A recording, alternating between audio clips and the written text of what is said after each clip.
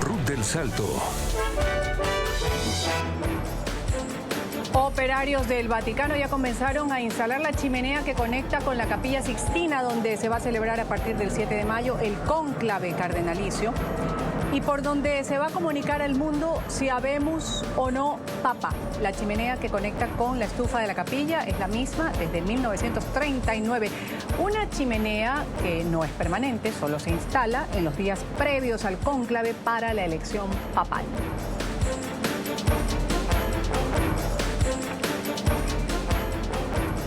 Cuando se acerca el cónclave, una de las inquietudes es ¿qué hace exactamente un papa? ¿Por qué es importante su elección en el cónclave? Después de la muerte del Papa Francisco, los cardenales se van a reunir en este cónclave para elegir a su sucesor. En ángulo el debate sobre las principales funciones del jefe de la Iglesia Católica que dirige una de las instituciones más legendarias del planeta, los aspectos conocidos y los no tan conocidos. ¿Qué hace un papa? La función más obvia del papa es dirigir la Iglesia Católica. De hecho, la palabra papa viene del griego papas, que significa padre, patriarca, y es por eso que los fieles lo llaman Santo Padre. Considerado como el sucesor de San Pedro, a quien Cristo le habría encargado que dirigiera la Iglesia, el Papa es el guía espiritual de los más de 1.400 millones de católicos del mundo. Su papel es preservar y enseñar la fe, interpretar el Evangelio y velar por la unidad de la Iglesia.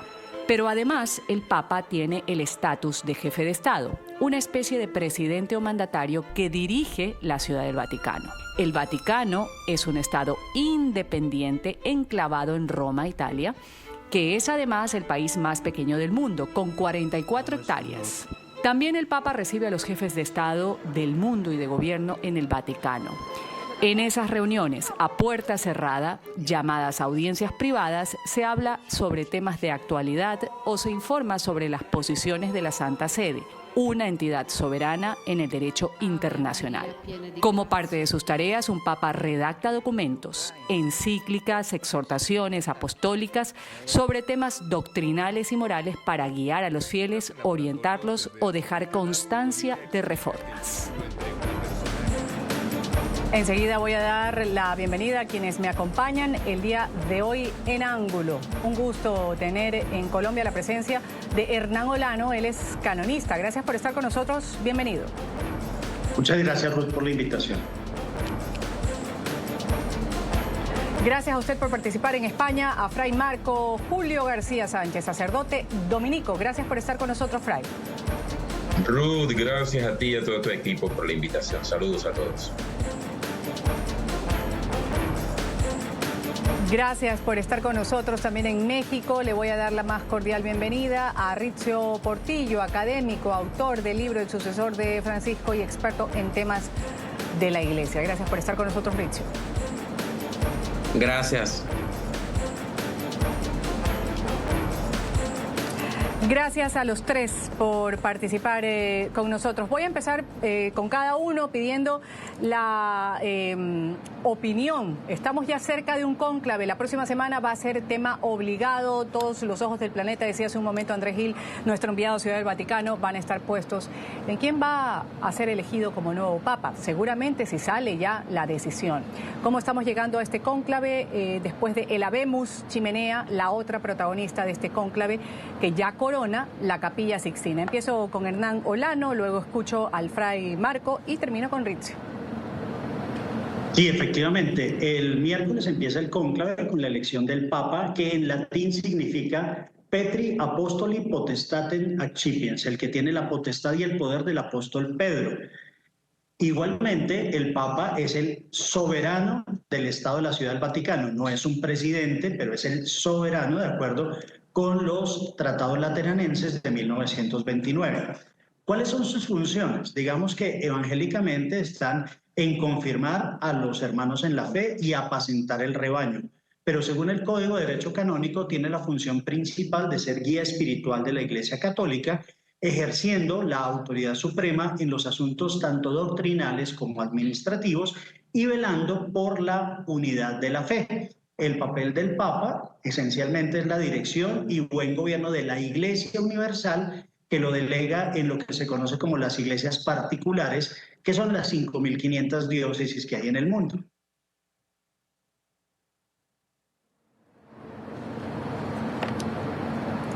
Gracias por esta primera introducción. Hernán, Fray Marcos, ¿cómo estamos en estos días previos a lo que será el cónclave, cuando hay nombres que apuntan, los medios de comunicación que apuntan desde el Vaticano también, no oficialmente, por supuesto? ¿Qué decir al respecto? Bueno, lo primero que tengo que decir como sacerdote, como religioso, como hermano dentro de la Iglesia, dentro de la madre y maestra que tanta pedagogía nos ha dado la Iglesia Católica, es que mantengamos primero la calma, que no hagamos ruido o seamos eco, que si el Papa negro, que si el Papa azul, que si el Papa gordo, que si el Papa flaco, que ya se va a terminar el mundo, que todavía no, porque por lo menos a mí, que en las redes sociales me tienen explotado con esto del cónclave, que cree que usted, que porque está tan en silencio, y mi silencio se debe a que nos hemos unido en oración, hemos estado en oración, tengo una cara de trasnocho, porque hemos estado en vigilias, en oración, los sacerdotes estamos llamados a la obediencia a esos sucesores de los apóstoles que son los obispos y por ende a esa obediencia al, como decía Hernán, al sucesor de Pedro y al vicario de Cristo en la tierra. Entonces lo primero que hay que hacer es saber y tener en cuenta ese cuidado de la fe de unos a otros, ese cuidado de la esperanza y con caridad, esas tres virtudes cardinales, pues sostenernos unos a otros como iglesia y los que están extra iglesia, porque bien lo decías, la elección del Papa no solamente le atañe a los millones de católicos en el mundo, sino están pendientes los ojos del mundo sobre qué va a suceder a partir del próximo miércoles con el cónclave para la elección del próximo sumo pontífice, del sucesor de Pedro y el vicario de Cristo. Bueno, ahí está muy claro el mensaje del Fray Marcos, que respetamos mucho, hay que mantener la calma, no estar especulando sobre lo que se dice, porque es verdad, es verdad, y eso lo vamos a hablar más adelante, sobre todo lo que se ha mencionado, que si el uno, que si el otro, y es interesante, porque ciertamente genera mucha expectativa en el mundo cristiano y en el no cristiano también. Voy a escuchar ahora a Rizzio Portillo, ya se acerca este cónclave, lo decía el Fray Marcos, hay que mantener la calma, y yo mencionaba esto de los operarios colocando ya la chimenea, da ciertamente luces de lo que va a suceder la próxima semana, una herramienta que podría emitir esa fumarola blanca en donde el mundo cristiano dice, bueno, ya hay el reemplazo del Papa Francisco. Ruth, yo creo que este cónclave tiene dos características muy importantes. Una que posiblemente ya sea conocida es que Papa Francisco fue a las periferias a encontrar a los cardenales, es decir, escogió a personas de lugares muy remotos y muy alejados. Y otra cosa que creo que no se ha dicho, que no se ha abordado bien, es la campana de edad de los cardenales. En la campana o son muy jóvenes o son muy mayores. Eso hace que los que estén en el medio sea como que realmente los candidatos más conocidos. Pero entre los menores creo que hay un dato interesante que decir. Pensemos que Ucrania cuenta con un cardenal que tiene 45 años, es decir, para que esa persona deje de ser elector, tiene que pasar 35 años. Papa Francisco marca la pauta del futuro de la Iglesia 35 años después con un cardenal elector, diciendo que la mayoría de esa campana de edad está entre los 60 años, de tal manera que la mayoría de estos cardenales por lo menos deberían tener 20 años y, si alguno de ellos va a ser electo, un pontificado largo.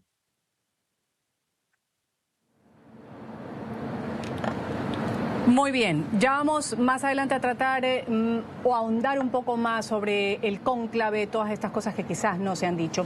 Ahora sí, Hernán, vamos a entrar en materia, la pregunta planteada al principio. Se habla de cónclave, pero en realidad estamos todos enterados cuál es el oficio, cuál es la misión espiritual, práctica de un papa, cuáles son las responsabilidades dentro del papa, dentro de la Iglesia Católica. Expliquémoslo, adelante. Efectivamente, creo que hay dos cosas para aclarar. En primer lugar, no estamos eligiendo al sucesor de Francisco, sino de San Pedro. Eso es lo importante, tenerlo en cuenta. En segundo lugar, el cardenal ucraniano no es de Ucrania, es un cardenal ucraniano para los ucranianos en Australia. El capelo cardenalicio se traslada a Ucrania independientemente de su nacionalidad, como ocurre, por ejemplo, con Giorgio Marengo, italiano, que es el cardenal en Mongolia. Entonces él aplica es como mongolés, no como italiano. En tercer lugar, el Papa tiene como líder espiritual y figura de autoridad del primado de la Iglesia, es considerado el sucesor de Pedro, por eso insisto en que no estamos eligiendo a quien reemplace a Francisco de una manera u otra, sino el sucesor de San Pedro. ¿Y por qué razón lo digo? Porque el Papa tiene el primado de la Iglesia Universal, lo tiene el Papa como vicario, pero es el sucesor de Pedro desde que Jesús lo estableció a él como piedra. Sobre usted edificaré mi iglesia. Es también la guía en la fe, tiene la responsabilidad de guiar a los católicos en cuestiones de fe y moral, así como de interpretar el Evangelio. Es la autoridad suprema en asuntos doctrinales y administrativos, por eso se dice que el Papa habla ex cátedra, desde la cátedra de Pedro, no desde la silla de Francisco, asegurando la unidad y el correcto gobierno de la Iglesia. Tiene también la supervisión de la enseñanza y la práctica religiosa, velando por la integridad y la correcta aplicación de los dogmas y las normas de la Iglesia. Busca el servicio a la unidad. Su servicio se manifiesta a partir de la preservación de la fe y la promoción de la comunión entre los fieles y las distintas iglesias particulares, como lo comentaba ahora, pero también es el jefe de la curia romana y tiene una misión apostólica, como ya lo decía ahora, relacionada con el Evangelio, de apacentar el rebaño, confirmar a los hermanos en la fe y promover la humanidad. En resumen, de acuerdo con el Código de Derecho Canónico, es la máxima autoridad de la Iglesia Católica, pero también es el soberano del Estado de la Ciudad del Vaticano, que fue creado en 1929, con la función a través de sus vicarios, es decir, a quienes él delega algunas funciones, guiar a los católicos en la fe, asegurar la unidad de la Iglesia y dirigir el gobierno con la ayuda de la curia romana, del colegio episcopal y en este momento del colegio cardenalicio. Querido Fray Marcos, algo que acotar con esto que ha dicho Hernán sobre el papel que desempeña el Papa. Primer apunte que ha hecho Hernán y muy válido, del sucesor de San Pedro. ¿Qué papel en la toma de decisiones, por ejemplo, decisiones doctrinales?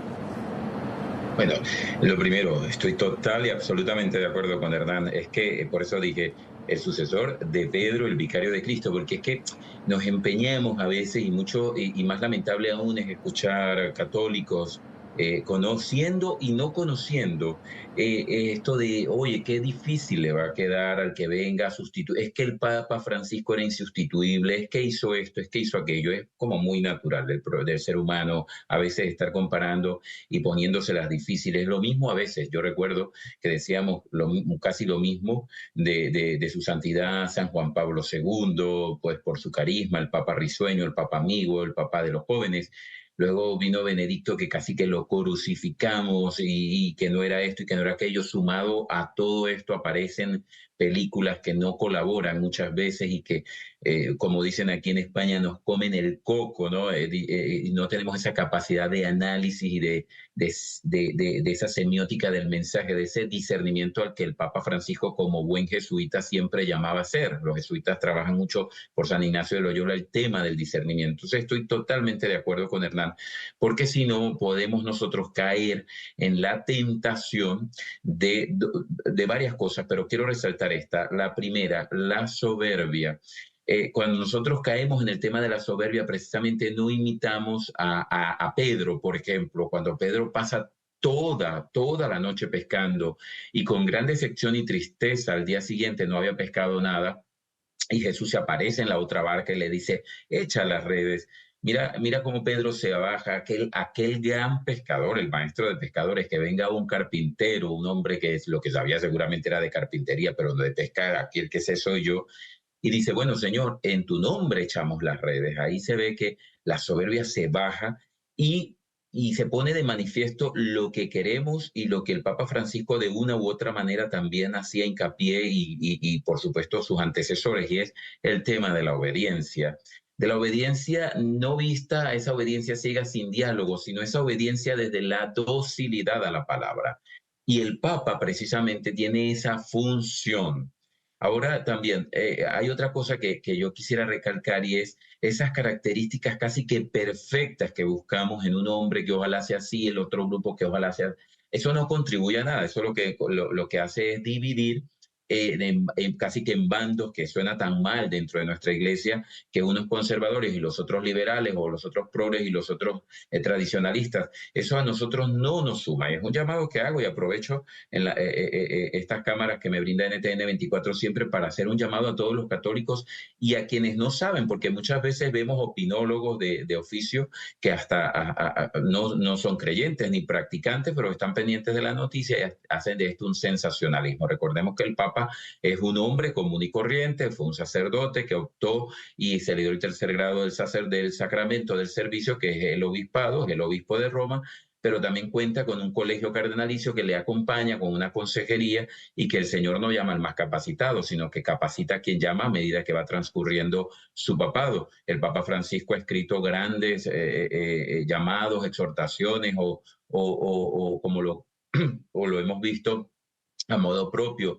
Recordemos que una de sus grandes documentos es La luz de la fe, el llamado que hace a volver a la luz, precisamente en el 2015, y sería interesante que nosotros como católicos vayamos revisando todos los escritos. A mí me llama mucho la atención que la gente hace comentarios como estos, que me lo encuentro cada rato en las redes sociales, es cómo yo no había escuchado esto del Papa Francisco, pero cómo yo no había descubierto. Bueno, pues pasa lo mismo con tus padres o los profesores, que a veces cuando nosotros hemos recorrido camino es cuando valoramos aquello que nuestros padres, profesores en los colegios de religiosas o religiosos nos venían diciendo. Ustedes que son padres seguramente lo van a entender mejor. Entonces, valoremos aquello que el Papa nos ha dejado, y estoy absolutamente de acuerdo con Hernán en ese cuidado de la fe, que para eso es que se elige el Papa, ya lo dice Cristo, apacienta mis ovejas. Y por otra parte, para ir terminando, es ese amor que el Papa tiene que dejar marcada, esa huella de amor dentro de la iglesia. Por algo Jesús le pregunta a Pedro, Pedro, ¿me amas más que a estos? ¿Me amas más? Es decir, apacienta mis ovejas, apacienta mis corderos. Eres el que va a dirigir este gran timón, esta gran barca que se llama iglesia.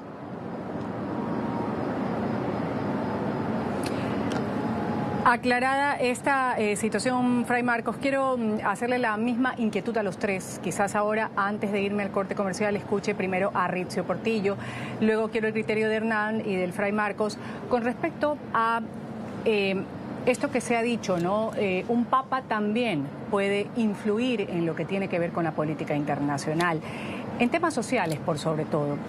¿Qué decir, Rizzio, sobre este papel dentro de la política internacional por parte del representante de la Iglesia Católica?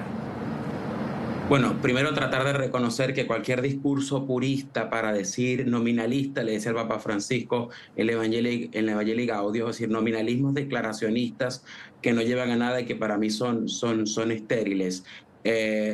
Los invitados dijeron dos palabras claves, tradición y doctrina. Ambas cosas se construyen a partir de la evolución del tiempo, y casualmente hoy los cardenales han hablado de la hermenéutica de la continuidad, de tal manera que el pontificado también tiene que leerse en continuidad. No vamos a resetear a la iglesia y regresar a San Pedro, por tanto la influencia política no puede ser como si San Pedro estuviese en el siglo XXI, porque sería anacrónico y no sería realmente correcto. La influencia política de Papa Francisco, por ejemplo, con temas sociales y sensibles, pobres, migrantes, ecología, fraternidad, amistad social, la mejor política a través del diálogo a través de la Fratelli Tutti, creo que son partes de su legado, y creo que forma parte de esas cosas positivas que se hizo. Incluso a nivel de Latinoamérica, la denuncia profética para las crisis de algunos lugares, Nicaragua una dictadura grosera, en Venezuela una dictadura que estrangula al pueblo, de tal manera que la figura de Pedro, a través del carisma petrino, en este caso Papa Francisco, o el que lo va a suceder y lo va a seguir en esta hermenéutica de la continuidad, tiene influencia desde el liderazgo moral, que es lo único que le queda a la Iglesia después de la desaparición de los estados pontificios. Vamos aquí a una pequeña pausa comercial. Enseguida vamos a volver con más de ángulo. Le voy a dar la palabra al Fray Marcos, a Hernán también, sobre cuál es la influencia que puede tener un papa en temas internacionales en el aspecto social, analizando un poco lo que han sido los últimos papas y traer a colación lo que podrían hacer. Volvemos enseguida.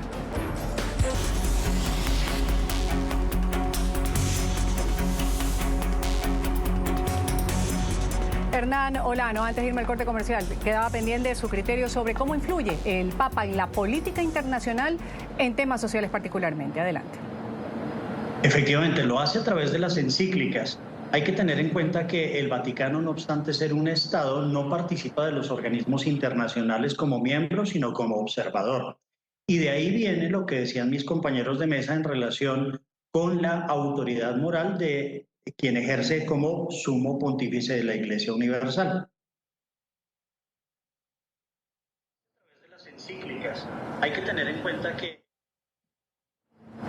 Bien, vamos a continuar. Antes de escuchar al Fray Marcos, hablábamos hace un momento de lo que es esta chimenea. Vamos enseguida a presentar un reporte. Lo habíamos dicho, el Vaticano ya ha instalado la chimenea que anunciará que los cardenales encerrados a partir de la próxima semana en la Capilla Sixtina podrían elegir al sucesor de San Pedro al frente de la Iglesia Católica, quien va a estar representándonos. Antes lo decíamos hace un momento cómo había sido instalada en horas de la mañana, ahora vamos a conocerlo en el siguiente informe. Un símbolo de cada elección papal. El Vaticano instaló el viernes la chimenea que anunciará cuando los cardenales hayan acordado quién sucederá a Francisco al frente de la Iglesia Católica. Un total de 133 purpurados votarán desde el miércoles en la Capilla Sixtina por el nuevo líder espiritual de 1.400 millones de católicos. Los llamados príncipes de la Iglesia celebrarán 4 votaciones diarias, 2 por la mañana y 2 por la tarde, salvo el primer día. La Capilla Sixtina cuenta con 2 estufas conectadas a la misma chimenea de la que sale la única indicación de lo que ocurre en el interior. En la más antigua se queman las papeletas de votación y las notas de los cardenales. La segunda, más moderna, sirve para anunciar el resultado de la votación. De esta última, con ayuda de productos químicos, sale humo negro. Si ningún candidato logra alcanzar la mayoría necesaria de 2/3 o blanco, cuando se ha elegido a un nuevo papa. La instalación coincidió con la reanudación el viernes de las congregaciones generales, en las que unos 200 cardenales se reúnen para debatir las prioridades para el futuro de esta institución de 2000 años. El Vaticano ha dicho que la agenda de estos encuentros abarca temas que van desde los abusos sexuales a niños en la Iglesia, a las finanzas de la Santa Sede, todos ellos grandes desafíos de Francisco, que ahora heredará el nuevo pontífice. ¿Qué hace un papa? Nombra obispos y crea cardenales. El papa aprueba el nombramiento de obispos que están al frente de las diócesis de todo el mundo. Actualmente hay unos 3.000. Además, crea cardenales. De estos, los menores de 80 años están llamados a elegir a su sucesor. También tiene la última palabra para ascender al rango de bienaventurados o de santos a figuras destacadas de la Iglesia Católica. Esto tras un proceso en el que se investiga si obraron milagros y sus virtudes. Tiene competencias para convocar sínodos, que son reuniones mundiales de laicos y religiosos para tratar sobre temas precisos. Ahora sí, Fray Marcos. Julio García, ¿cuál es su criterio? Me faltaba por escucharlo, cómo influye el Papa en la política internacional. En temas sociales particularmente, ¿cuál es esta influencia que tiene? Hace un momento Rizzo nos decía, un discurso del Papa es muy significativo, una acción del Papa. Recordemos que el Papa Francisco, por ejemplo, en su momento tomó la bandera de lucha con la población migrante. De hecho, fue el primer desplazamiento que tuvo cuando empezaba su papado. Bien, dando continuidad a lo que decía Hernán en cuanto a las encíclicas, no podemos olvidar a la primera encíclica de carácter social o participación, casi que política social o sociopolítica, pero sobre todo social, que tiene la Iglesia con León XIII en 1891. El 15 de mayo de 1891, el Papa León XIII pues da a conocer esta encíclica Rerum Novarum, de las cosas nuevas, y precisamente porque la Iglesia se dio cuenta para este tiempo lo que venía haciendo siempre, pero ya como una manifestación un poco más activa, quiero decir, lo que le da a la Iglesia de tener ese carácter como de puente, de mediador. La Iglesia no es, como muchos decían, o muy socialista, o muy capitalista, o muy de izquierda, muy de derecha. La jerarquía eclesiástica está llamada precisamente a darle honor y a rendirle ese tributo a ser el sucesor precisamente de San Pedro y el vicario de Cristo, el Papa, en la tierra. Y entonces por eso los pontífices, los papados se caracterizan por precisamente lo que decía Hernán, promulgar estas encíclicas, estas exhortaciones apostólicas, cartas, llamamientos, las catequesis, por ejemplo, que daba el Papa Francisco. Los miércoles en la mañana teníamos, yo por lo menos lo trataba de escuchar siempre, buscaba las noticias del Papa en sus intervenciones, y es pues lo que dice está en primera línea, las periferias, que lo han dicho también mis compañeros de mesa. Es un Papa que se abocó precisamente, pero no solo de palabras, sino su gesto personal de acción, porque bueno, yo creo que el Papa Francisco hizo honor a aquello de que dicen que las palabras bonitas conmueven, pero el gesto, el testimonio arrastra, y por ende el sucesor de Pedro, quien venga después del Papa Francisco, me imagino yo que tiene que darle continuidad a aquello sin romper, eso sí, eso hay que aclararlo, porque he escuchado de algunos periodistas que la iglesia se tiene que modernizar, que tanta doctrina, no, ningún papa puede ni siquiera cambiar la doctrina de la iglesia, eso está allí perenne y permanente. La iglesia se sostiene en dos grandes patas, pero para mí en tres, es un trípode, ¿no? En las Sagradas Escrituras, que no puede cambiar nada de allí, una interpretación, para eso existen los exégetas y hermenéuticos bíblicos, un estudio profundo de lo que es cada etimología, el pretexto sobre el texto en un determinado contexto. Luego está la tradición eclesiástica, que son los primeros siglos, a lo mejor hasta el siglo IV, casi que al siglo V de la iglesia, que le llamamos tradición eclesiástica o la tradición de la iglesia, los primeros padres de la iglesia que tantos escritos interesantes, importantes y con profundidad nos dieron, que por cierto hoy estamos con San Atanasio. Y luego la doctrina social de la iglesia, la doctrina, perdón, de la iglesia, que en ella está el carácter social, comunitario, el civil.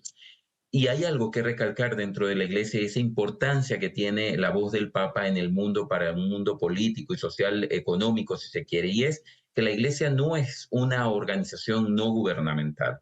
Hemos hecho casi que de la iglesia una ONG. La iglesia está llamada, es verdad, a asistir a aquellos más pobres, pero no lo veamos solo materialmente hablando. La iglesia tiene que jugar con aquello material, pero también en el ámbito espiritual. Por tanto, la iglesia está llamada siempre, el sumo pontífice, a hacer un llamamiento a la metanoia, a la conversión, que es tan importante, porque de nada sirve acariciar a alguien, que todos somos pecadores, comenzando por mí, de que me den pañitos de agua tibia para que no me hagan sentir tan mal y yo no perder popularidad, que es en el ambiente donde nos movemos hoy. Pero si yo no estoy llamado a la conversión, a esa metanoia, a ese cambio de vida. Por tanto, el carácter de llamamiento político que tiene la iglesia es un llamado a la conversión, como tantas veces lo anunció y lo denunció el Papa Francisco. Ahora, Rizzio, hablando de este liderazgo que debe tener, por ejemplo, un papa, el liderazgo pastoral, vamos ahora a referirnos a eso, del papa sobre obispos y sacerdotes en todo el mundo. ¿Cuál es? Bueno, principalmente como marcar la línea de ciertas sensibilidades. Obviamente en esta hermenéutica de la continuidad, Papa Francisco tiene una frase que a mí me parecía estupenda: continuidad en la discontinuidad, porque obviamente la tradición existe, él decía que era como un tesoro que había que conservar, pero que siempre se hacen nuevas lecturas.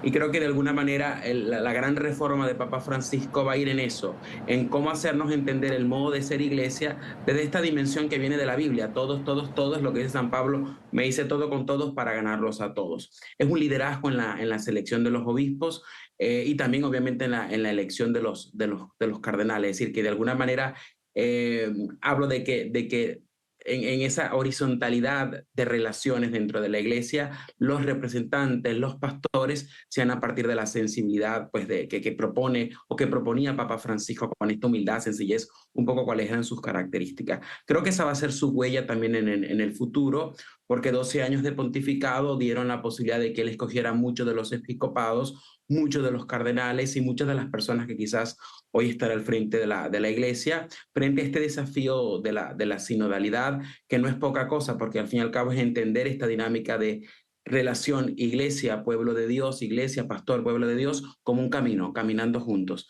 Creo que es una muy bonita imagen y una gran invitación que ya evocaba el Papa el 13 de marzo del 2013 en el balcón. Comienza este camino de fraternidad, de fratelanza, pueblo, pastor. Es decir, que creo que el Papa lo que hizo fue retomar un poco esa sensibilidad que ya traía. Fray, la importancia del Papa, por ejemplo, en el mantenimiento de la unidad dentro de la Iglesia Católica, ¿cómo participa también el Papa en la resolución de los conflictos que se dan?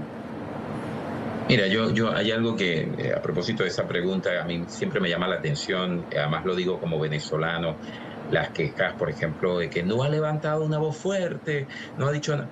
Yo le decía a la gente, hay que calmarse, porque este hombre trabaja. Pero hay algo que a mí me llamaba profundamente la atención del Papa Francisco y es ese espíritu de servicio. El Jueves Santo repetimos una y otra vez, este jueves lo repetimos, lavatorio de los pies. A veces vuelvo a hablar sobre ese ímpetu de a veces de no quererme dejar ayudar. Pedro que le dice, tú a mí no me vas a lavar los pies. Y Jesús que le dice, si no te lavo los pies no tienes parte conmigo. Entonces dice, bueno, Señor, si es así, lávame todo. No, el que no ha pecado, pues no necesita lavarse todo, ya se han bañado. Yo necesito solamente bajarme a lavar los pies. Ese espíritu de servicio que tenía el Papa Francisco imitando a Jesús. Y precisamente desde ese servicio, llamándonos a la unidad, a ese carácter de igualdad, no de igualitarismo malentendido, pero sí de igualdad. Decía Riccio, me he hecho uno con todos para ganarlos a todos. Y yo creo que los sacerdotes, los religiosos, los laicos comprometidos, quienes se han encontrado con ese rostro de Cristo sufriente, tenemos que continuar trabajando con un espíritu de servicio, de sencillez, de humildad, con esa oblación tan linda que nos recordaba el Papa Francisco. Y otra característica es, aparte de ese servicio y trabajando por la unidad, es saber contextualizar, saber hablar el idioma de cada uno, y para eso un buen comunicador, un buen hablador, tiene que afinar el oído del alma. Y una característica que tenía el Papa Francisco era saber escuchar con atención el sufrimiento del otro, saber oír, el Shema Israel, el escucha pueblo de Dios. Entonces, si eso comienza por el sumo pontífice que nos da ese ejemplo de escucha, de obediencia, de servicio, yo creo que podemos ir ganando terreno en esa gran unidad que todos queremos. Y retomo el tema de Venezuela para decirles que desde ese servicio y esa obediencia y ese poder escuchar, eso tiene que haber otra gran característica que muchas veces nos hace falta y que también lo habló el Papa Francisco, y es el silencio. Yo siempre le digo a la gente que se queja a veces porque no levantan la voz gritando o dando 4 golpes a la mesa y dando patadas a las mesas y levantándose de mesas y tal, es en el silencio. El ruido no hace bien y el bien no hace ruido, y en el silencio se puede lograr. Creo que era Hernán el que lo decía, ese trabajo pastoral que se ha hecho a veces en el silencio. Los padres de familia muchas veces lloran en silencio para poder resolver conflictos entre los hermanos sin que nadie lo sepa a los 4 vientos. Vamos a ir a un pequeño corte comercial. Estamos hablando de cuáles son las funciones del Papa, de un Papa. Volvemos enseguida.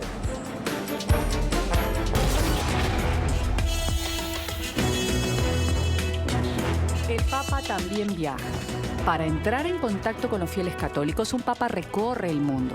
También responde a invitaciones oficiales de jefes de Estado y hace visitas oficiales, llamadas apostólicas. El Papa que más ha viajado es Juan Pablo II, con 104 visitas al extranjero en sus 26 años de pontificado, seguido por el Papa Francisco, que hizo 47 viajes. Esos desplazamientos le dan la oportunidad de renovar sus llamados por la paz, da declaraciones que sirven de posicionamiento moral y que son muy difundidas en todo el mundo.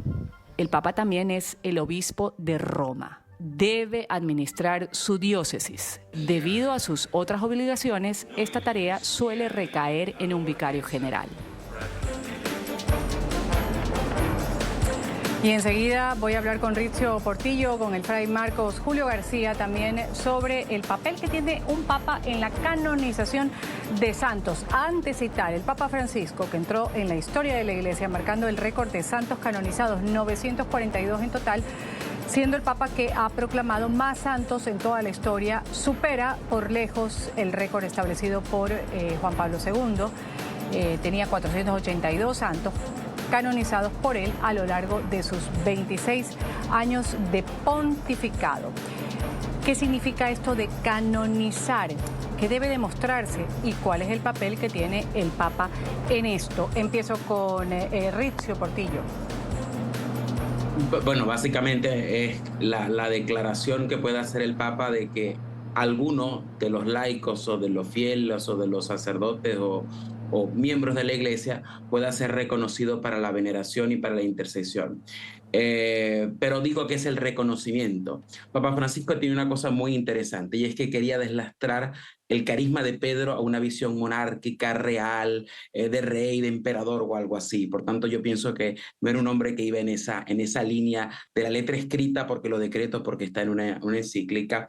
E introdujo un término que ya estaba en la Iglesia, pero lo introdujo en la discusión contemporánea, el sensum fidei, que es el sentido de la fe de la gente, la religiosidad, la semilla de religiosidad que hay en la gente y que por lo menos en nuestro pueblo latinoamericano es tan sensible. Y pienso que de alguna manera una canonización es el reconocimiento a ese sensum fides, es decir, a lo que ya la gente está reconociendo como algo sagrado o como algo santo. Quizás si el fraile también es venezolano como yo, podamos coincidir con José Gregorio Hernández, que Papa Francisco nos hizo ese grandioso regalo a los venezolanos. Pero pienso que ya los venezolanos sabíamos que era santo. Entonces simplemente es como una confirmación, reconfirmación de la Iglesia en ese sentido de sensum fideis, es decir, reconocer esa relación natural que hay en los fieles hacia esa trascendencia. Me parece que la canonización tiene que ver con ese sentido, es decir, destacar miembros de la Iglesia que puedan ser modelos y referentes para todos, y en este caso los cercanos a los venezolanos de José Gregorio Hernández. Ahora, dentro de este referente, Rizio, ¿qué es lo que tiene que demostrarse antes de que un papa diga o hable o proclame a santos en este caso?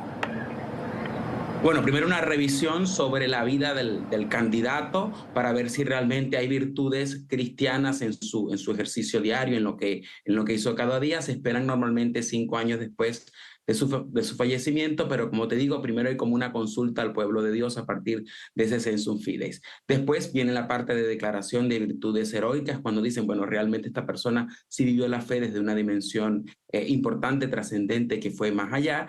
Y pues la segunda parte tiene que ver con el reconocimiento de los milagros, que se dice que es el Papa, pero que no, el Papa tampoco es un autócrata, es un dicasterio con varios tribunales, varios departamentos que se encarga de revisar qué pasa con esos milagros, e incluso una cosa importante, va hacia peritos exteriores, incluso gente que no cree, que no tiene fe, pero que pueda validar que realmente si es un milagro o si es un hecho científicamente no explicable, para que pueda ser reconocido por la intercesión de ese candidato. El Papa también tiene la posibilidad de eximir de milagros a algunos de los candidatos, pero bueno, en nuestro caso de José Gregorio Hernández no fue eximido.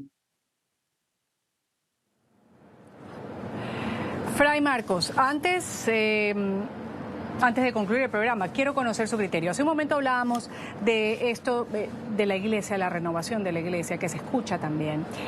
Preguntarle, en el caso de los cristianos, de quienes están esperando conocer quién es el nuevo Papa, las épocas son distintas. Cuando se eligió al Papa Juan Pablo II en su momento, después a Benedicto XVI, y la época era diferente, incluso hace 12 años, cuando se conoció que iba a ser el Papa Francisco el que iba a estar al frente de la Iglesia Católica. En estos tiempos, ¿qué se requiere de un Papa?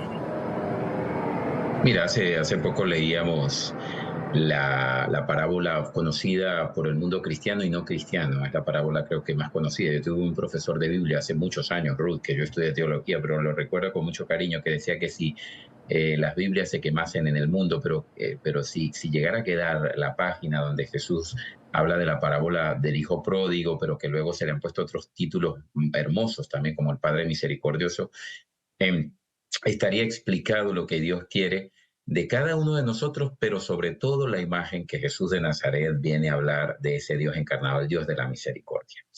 Y precisamente yo creo que yo personalmente, y lo he transportado y lo he dado a conocer en otras entrevistas, estoy viendo un Papa que sea como ese padre de aquel joven que primero nos deje en total libertad. Yo creo en un Dios libre, que te hace libre a medida que te deslastras y vas dejando atrás tantas cosas que crees que te hacen libre, pero que en realidad estás cayendo en un libertinaje que luego te va a repercutir en esa esclavitud, y ya todos los conocemos. Mucha gente ha caído en temas de pecado que ya todos conocemos, y lo que hace es ser esclavo de ese mismo pecado. Entonces, un santo padre, un hombre que me ayude a mí, primero como creyente, como cristiano, miembro de la iglesia, y también como sacerdote, a ser misericordioso para misericordiar, a ser libre para liberar.